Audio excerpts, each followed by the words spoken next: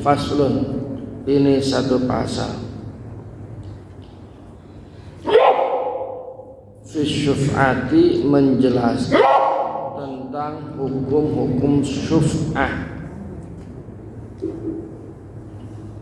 Syuf'ah itu dalam bahasa keren sekarang itu hak beli otoritatif. Jadi dia punya kewenangan atau hak untuk membeli barang atau benda atau sesuatu lah yang dia lebih berhak daripada orang lain. Kenapa dia lebih berhak? Karena ini syuf'ah ini berlaku pada hal-hal yang harta atau modal yang bersama. Lanjut dulu dah. Wasyuf'atu, dan syuf'ah itu wajibatun, wajib bil khultati, dengan harta campuran, dunal jiwari, tidak hanya dekat, fima yanqasimu, dalam barang yang bisa dibagi, duna ma la yanqasimu, tidak pada barang yang tak bisa dibagi. Ada dua orang bersepakat membeli barang. Contoh, beli mobil, beli motor, atau beli sepeda bareng. Ini harga sepeda 20 juta, masing-masing orang 10 juta, dua orang nih. Kemudian satu orangnya mau kawin. Kalau udah kawin kan udah beda cerita. Akhirnya tuh barang harus dijual. Nah, yang tadi masing-masing 10 juta, hari itu mau dijual, ditanyakan kembali ditaksir. Ini kalau hari ini, kalau dia beli barang 5 tahun yang lalu dengan kita jual hari ini kan beda. Ini berapa duit sepeda? Lah, kata penaksir, ini sepeda sekarang ini yang ini cuman 12 juta, yang tadinya beli 20 juta. 12 juta berarti dibagi 2, berarti masing-masing 6 juta. Nah, yang 6 juta ini ya tidak boleh dijual ke orang lain. Tuh sepeda saya jual ke orang lain, yang nggak bisa, harus ke yang tadi yang bersekutu dengannya. Nah, nanti si A ini ngeluarin duit 6 juta buat membeli sepeda itu. Lebih besarnya, 2 orang bikin perusahaan. Bikin apa? Perusahaan. Masing-masing mengumpulkan atau masing-masing patungan awalnya 100 juta.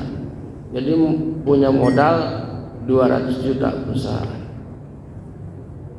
Sudah berkembang kemudian perusahaan itu, nah ya 200 juta dari modal 200 juta berkembang, perusahaannya maju. Tapi karena dia mau pindah, misalkan si A dengan si B-nya kemudian karena dia mau pindah, misalkan mana nggak mungkin dia ngurus perusahaan, dia mau jual saja. Nah, yang 100 juta itu nggak bisa dia jual keluar, ya harus ke temannya sendiri. Kalaupun mau keluar, maka modelnya berarti disahamkan, diuangkan. Dia jual tuh sahamnya yang separuh, ya berapa juta baru ke orang lain.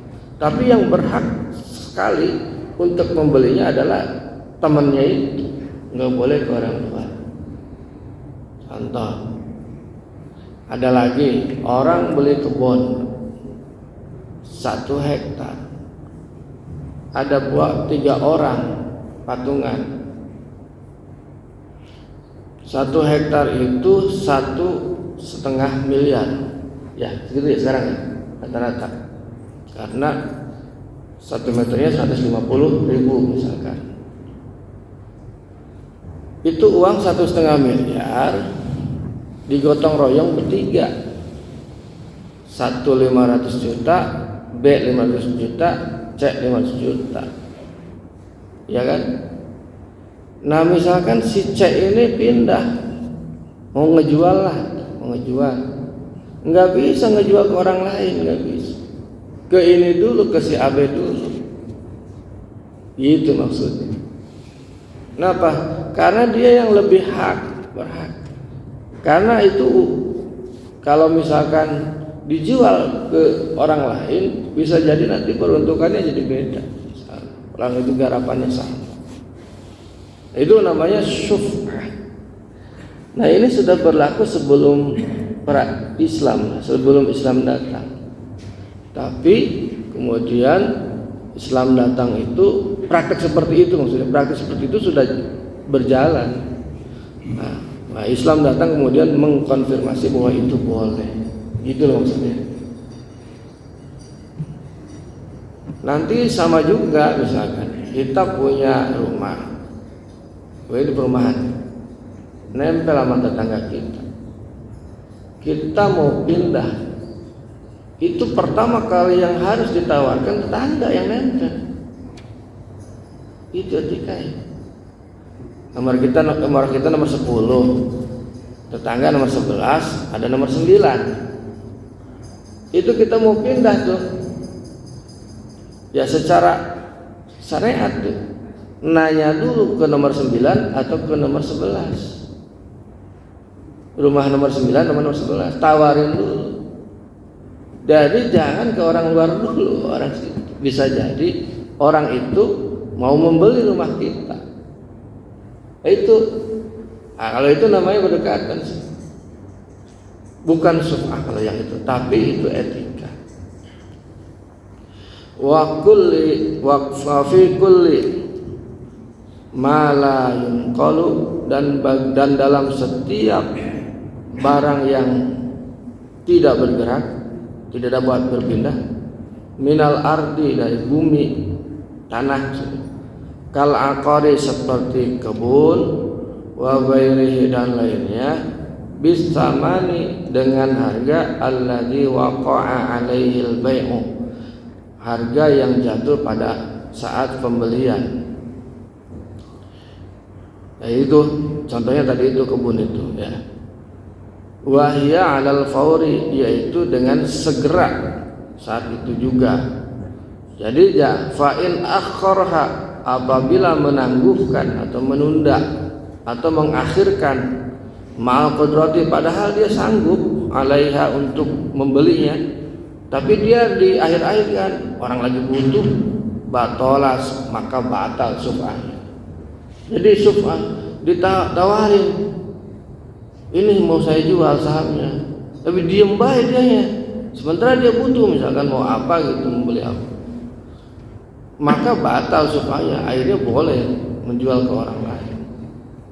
Wa idza tazawwaja imra'atan, apabila menikahi seorang perempuan, ala syiksin, kemudian maharnya itu satu barang, akhadahu syafi' bimahril misli, maka mengambil syafi' itu dengan mahar misil. Maksudnya begini, dia itu duitnya dipakai mahar, ya cukup ganti aja harga maharnya gitu. Berapa harga maharnya? Tapi kalau patungan mahar untuk satu perempuan, ya enggak boleh. Nih dia punya kebun tadi itu berdua. Kebun ini dijadikan mahar mas kawin semuanya. apakah dua orang yang tadi bersekutu dengan dalam kebun ini punya hak menikahi? Tidak, ganti saja uangnya. Jangan kemudian ini kan dipakai, ini kebun nih, ini kebun, satu kebun separuh-separuh kan tadi, ini kan 1 hektar, jadi mahar, jadi mas kawin, set. Nah, apakah dua laki-laki ini boleh jadi menikahi satu perempuan itu? Yang enggak. Tapi si perempuan ini sah enggak memiliki mahar ini? Sah. Tapi harus dibayar yang si B-nya tadi. Gitu loh. Bayar. Berapa dia punya uang? Kenapa? Karena kita tidak menganut poliandri. Poliandri itu perempuan satu dinikahi oleh lebih dari seorang laki-laki. Lamun lawana berarti poligami. Satu laki-laki menikahi beberapa perempuan. Kalau dulu ada. Kalau Mahabharata kan ada Drupadi dinikahi oleh Pandawa, 5 laki-laki. Ya, oke, di Islam nggak ada di Islam. Wa in kana syufa'u, dan apabila ada syuf'ah itu dilakukan jamaatan bareng-bareng, istahaqquha, maka kemudian merasa berhak atas syuf'ah itu ala qadril amlaki, atas ukuran yang kepemilikannya. Jadi sekarang kan modelnya ada perusahaan, supaya ini tetap stabil perusahaan, orang bisa bolak-balik menjadi kepemilikannya, maka dibuat saham. Nah, saham inilah yang kemudian dia jual ke orang-orang, dan itu boleh, semuanya punya hak. Misalkan ada perusahaan pemiliknya ada 10 orang, ya silakan disahamkan. Perusahaan makan jalan, manajemen mah jalan. Gitu. Tapi perusahaan-perusahaan di awal itu kan nggak pas untuk dibuat saham gitu. Kalau sudah stabil baru. Kalau rintisan ya, usaha rintisan itu pasti fighting sendiri dulu, fighting sendiri.